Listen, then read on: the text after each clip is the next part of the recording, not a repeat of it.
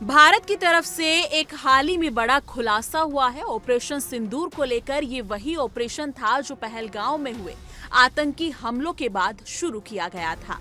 उस हमले में हमारे कई पर्यटक मारे गए थे और उसके तुरंत बाद भारतीय सेना ने जवाबी कार्रवाई शुरू की।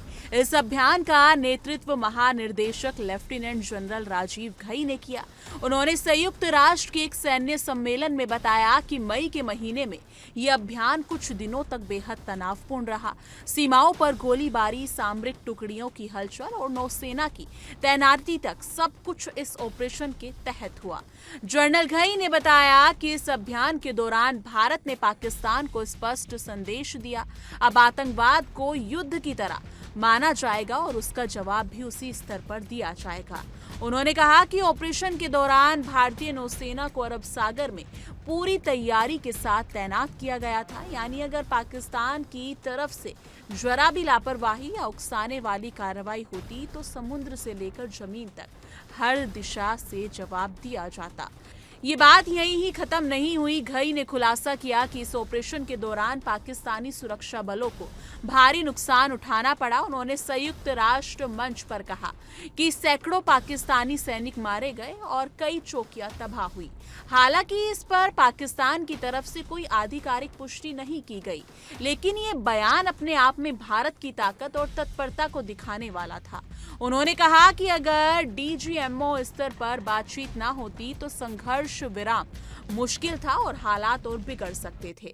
ऑपरेशन सिंदूर सिर्फ एक जवाबी हमला नहीं था, ये एक रणनीतिक संदेश भी था। लेफ्टिनेंट जनरल घई के अनुसार इस मिशन में कई सरकारी एजेंसियां, इंटेलिजेंस टीमें और सेना के विभिन्न विंग्स एक साथ समन्वय में काम कर रहे थे। 22 अप्रैल से लेकर 6 मई तक कई महत्वपूर्ण लक्ष्यों पर कार्रवाई की गई।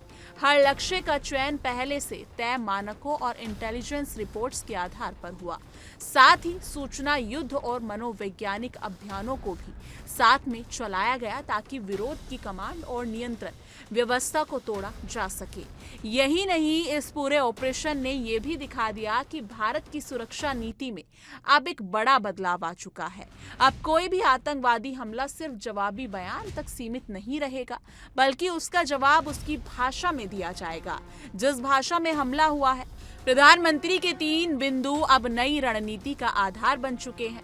आतंकवादी हमलों का निर्णायक जवाब देना, परमाणु धमकी के आगे ना झुकना और आतंकवादियों और उनके परिजनों को एक जैसा मानना। जी हाँ, दक्षिण और पश्चिम कमान की तैयारियों का नेतृत्व कर रहे लेफ्टिनेंट जनरल मनोज कुमार कटियार ने भी संकेत दिया कि ऑपरेशन सिंदूर का अगला चरण पहले से ज्यादा तीव्र और प्रभावी होगा।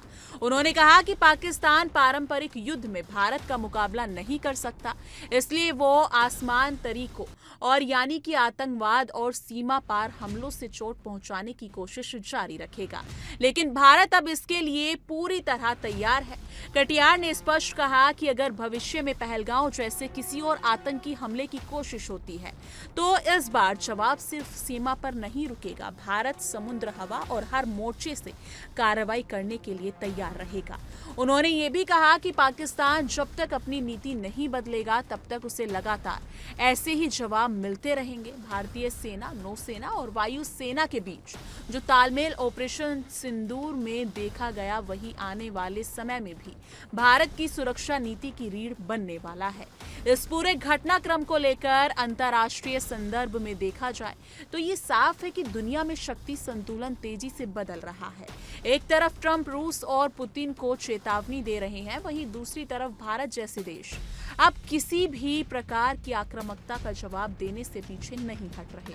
ऑपरेशन सिंदूर की कार्रवाई और उसके बाद की बयानबाजी ने साफ कर दिया कि अब भारत सिर्फ प्रतिक्रिया नहीं करता बल्कि पहले से तैयार रहता है। तो दोस्तों, सवाल ये है, क्या ट्रंप का बयान और भारत की सैन्य कार्रवाई दोनों ही आने वाले विश्व समीकरणों की झलक है?